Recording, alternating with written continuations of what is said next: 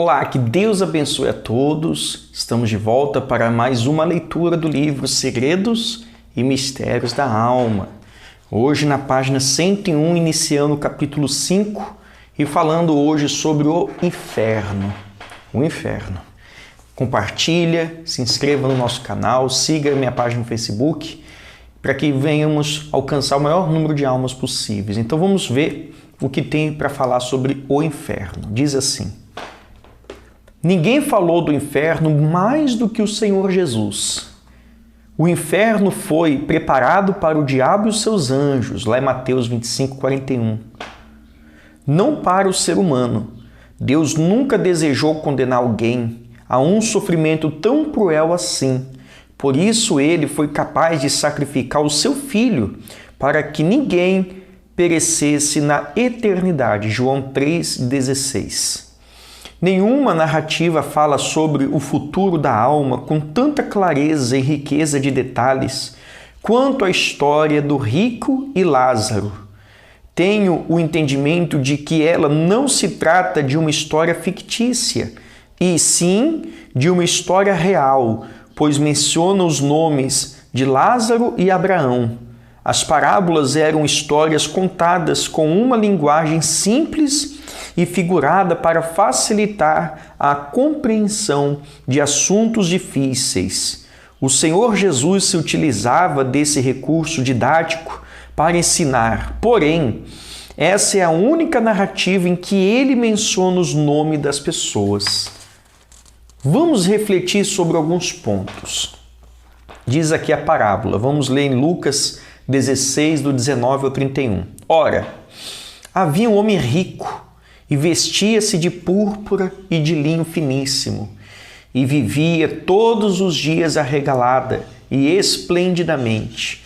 Havia também um certo mendigo, chamado Lázaro, que jazia cheio de chagas à porta daquele, e desejava alimentar-se com as migalhas que caíam da mesa do rico. E os próprios cães vinham lamber-lhes as úlceras, as suas chagas. E aconteceu que o mendigo morreu e foi levado pelos anjos para o seio de Abraão. E morreu também o rico e foi sepultado.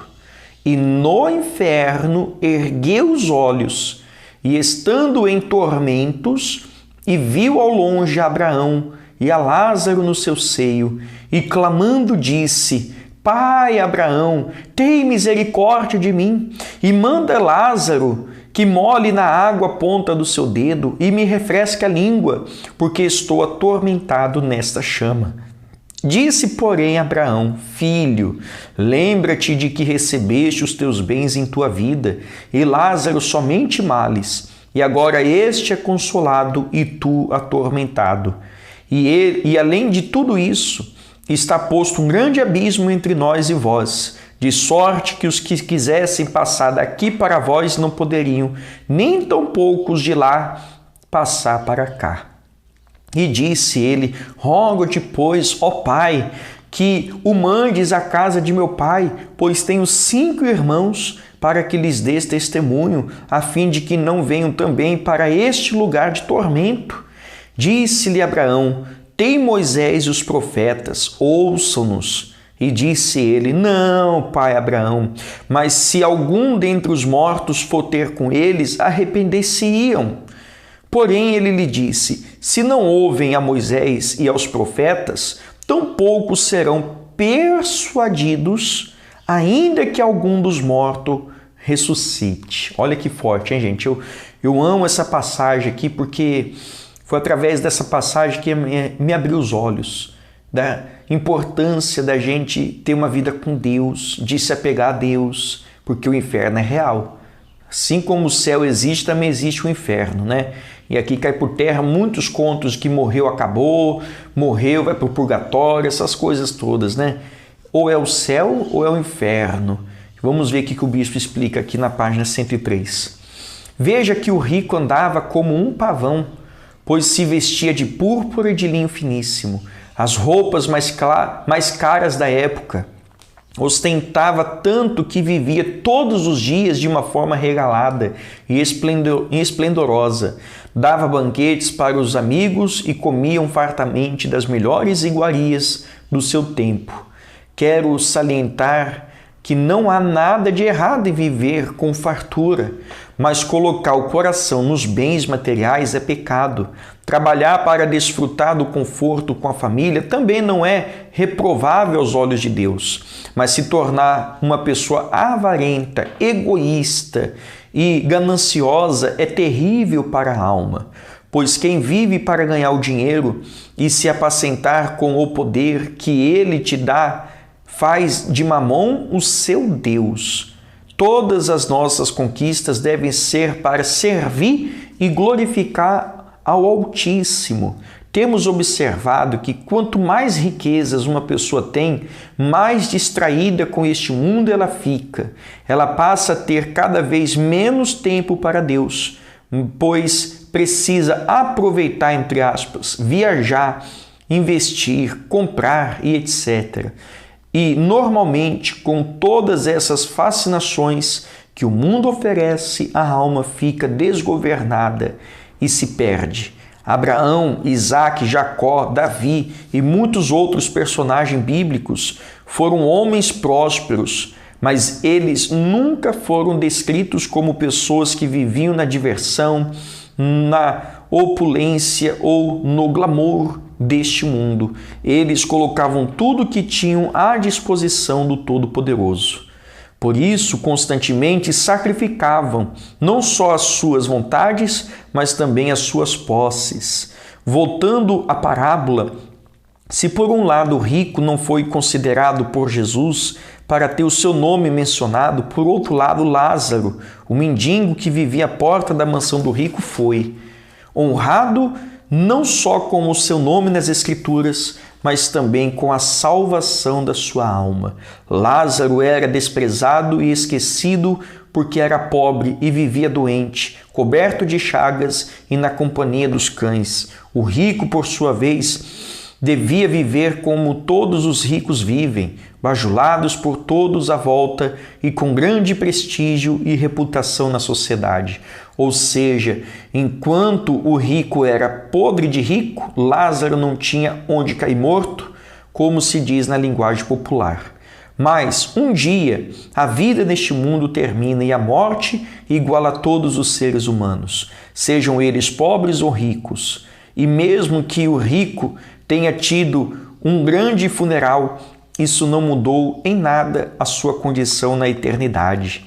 Ao morrer, Lázaro foi levado pelos anjos para o seio de Abraão, Lucas 16, 22, um lugar de descanso eterno para a alma, enquanto o rico foi levado para o Hades, o inferno, Lucas 16, 23. A Bíblia descreve o inferno como lugar de tormentos. Veja então 10 características dele que a história do rico e de Lázaro nos revela. Primeiro, diz assim: lá existe um fogo inextinguível, isto é, chamas que jamais se apagarão. O Senhor Jesus revela que o rico está sendo atormentado numa chama, Lucas 16, 24. E sabemos que todo fogo precisa de um combustível para permanecer aceso. Penso que, assim como o pecado deu origem ao inferno, a justiça e a ira de Deus contra toda impiedade acenderam essa chama e a manterão acesa por toda a eternidade. Segundo, o Senhor Jesus também chama o inferno de fornalha ardente. Lá em Mateus 13, 42 diz: e lançá-los-ão na fornalha de fogo, ali haverá pranto e ranger de dentes. 3. Os vermes não morrem. Portanto, não se trata de larvas comuns, nem de um fogo físico, como nós conhecemos. No passado era muito comum que os corpos dos mortos em batalhas ficassem amontoados em estado de decomposição e cheio de vermes, se alimentando daquela putrefação, até que fossem completamente consumidos pelo fogo. Porém, ao fazer alusão ao sofrimento da condenação na eternidade, o Senhor Jesus citou 3 versículos que o inferno, além de o fogo não se apagar, os vermes também não vão morrer.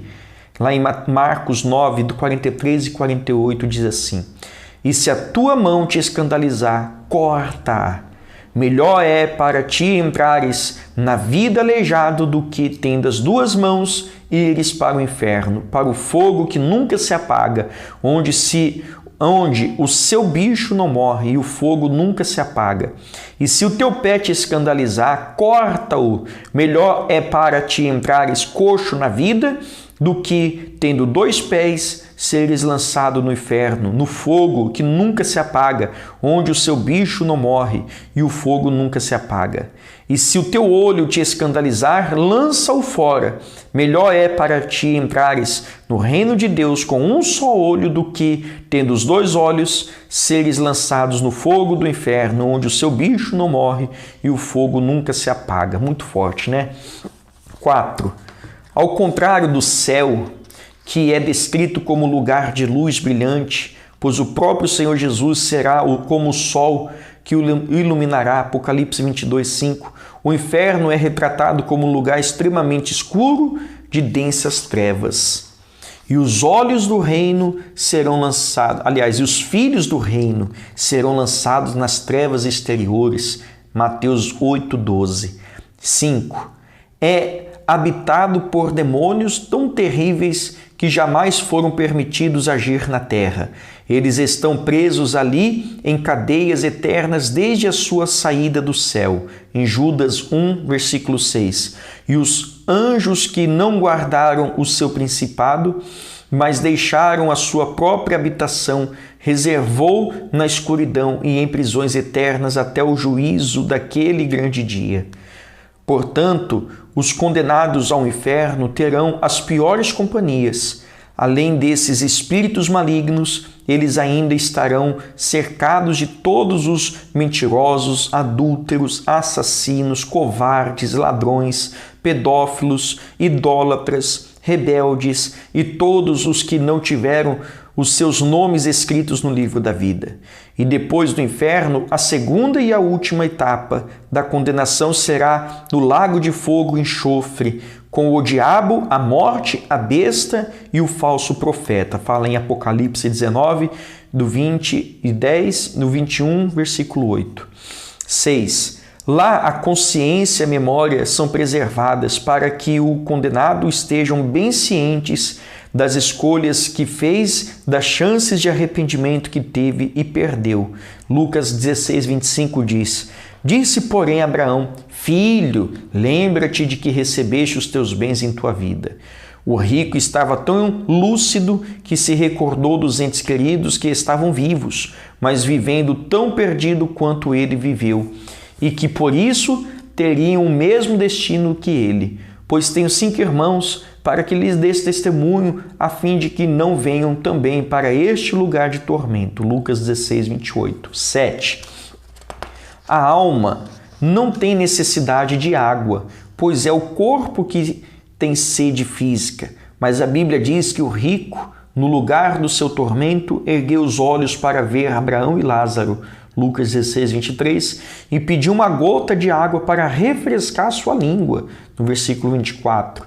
Em outra passagem, o Senhor Jesus fala sobre os condenados serem conduzidos ao inferno com as mãos e os pés amarrados. Ele diz também que no tormento haverá choro profundo, gemidos e ranger de dentes, tamanha dor causada pelo sofrimento. Mateus 22, 13 diz: Disse então o rei aos servos: Amarrai-os de pés e mãos, levai-o e lançai-o nas trevas exteriores, ali haverá pranto e ranger de dentes. No versículo 12 de Mateus 8, ali haverá prantos e ranger de dentes. Amém, gente? 8, continuando, diz: Nenhum morto volta para se comunicar com os vivos, como alguns erroneamente acreditam. Quem vê ou conversa com pessoas que já morreram está, na verdade, sendo enganado por espíritos malignos. Lucas 16, do 27 ao 30. E ninguém reencarna num outro corpo para viver na terra novamente. como ensina a doutrina da reencarnação. Lá em Hebreus 9:27 diz: e como aos homens está ordenado morrerem uma vez, vindo depois disso o juízo. Numa fração de segundo após a morte, começam as recompensas da vida eterna ou as torturas do inferno. E não há intervalo nem fim. Ou é descanso ou é choro e ranger de dentes perpetuamente. Imagine um tormento sendo sem descanso, sem medicação para aliviar a dor e sem qualquer esperança de um dia ter alívio. 9. Uma vez condenada ao inferno, a pessoa jamais poderá mudar a sua condição. Quem pensa que em algum momento os que estão no inferno terão uma oportunidade de sair de lá, está enganado. Lucas 16:26 que diz: está posto um grande abismo entre nós e vós, de sorte que os que quisessem passar daqui para vós não poderiam, nem tampouco os de lá passar para cá. 10. O inferno está separado e distante do céu, pois Lázaro foi visto ao longe. Versículo 23 de Lucas 16. Podemos pensar que esse versículo indica a possibilidade de os condenados olharem para o alto e de alguma forma conseguirem ver os salvos em plena satisfação. Portanto, isso pode ser um indicador de mais uma causa de angústia e aflição. O inferno é um lugar de total ausência da bondade e da misericórdia de Deus. É um lugar onde não existe a ação do Espírito Santo para o convencimento do pecado e para o arrependimento. Você consegue entender que terrível é essa realidade? Nunca mais pode ter uma oração respondida, nem desfrutar de alguma virtude divina como o amor, a alegria ou a paz. O inferno é a maior manifestação da justiça de Deus. Por ser reto, ele não trata todos da mesma forma, mas retribui a cada um segundo o seu proceder. Se os que andam na justiça e os que andam na injustiça fossem todos para o mesmo lugar, onde estaria o reto caráter de Deus? Eu tentei explicar um pouco sobre esse lugar terrível, mas nossa mente não consegue dimensionar os horrores do inferno. Muitas passagens bíblicas são tão profundas que só nos resta lê-las com temor e tremor para que assim a nossa alma esteja em completa vigilância espiritual. Gostaria de finalizar falando sobre 2 outros pontos importantes nessa narrativa do Senhor Jesus, que diz: Lázaro simboliza todos aqueles que reconhecem a sua fragilidade e pequenez e por isso depende de Deus em tudo, na vida e na morte. O rico, por sua vez, representa todos os orgulhosos e prepotentes que vivem despreocupados com a própria salvação. Seus pensamentos giram em torno de si, em torno de aumentar a sua riqueza, se casar, se descansar, e satisfazer a sua alma com os prazeres deste mundo.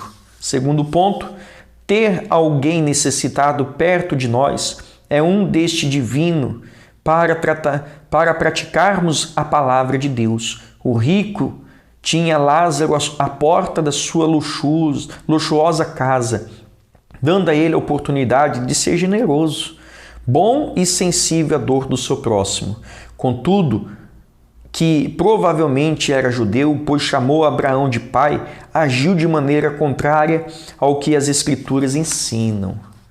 Em todas as gerações foram pouquíssimos os Lázaros e muitos os ricos, que só se ocuparam com os cuidados desta vida e não com o porvir. Assim também tem sido nos nossos dias. Amém, gente? Terminamos aqui o primeiro trecho do capítulo 5. Amanhã estaremos de volta falando a continuidade que diz por que Deus criou o inferno, na página 110. Que Deus abençoe a sua vida e até amanhã em nome de Jesus. Gostou? Que tal ouvir de novo? Ouça quantas vezes precisar até que este conteúdo faça parte de você. E não se esqueça de dar o seu like, comentar e compartilhar. Até a próxima!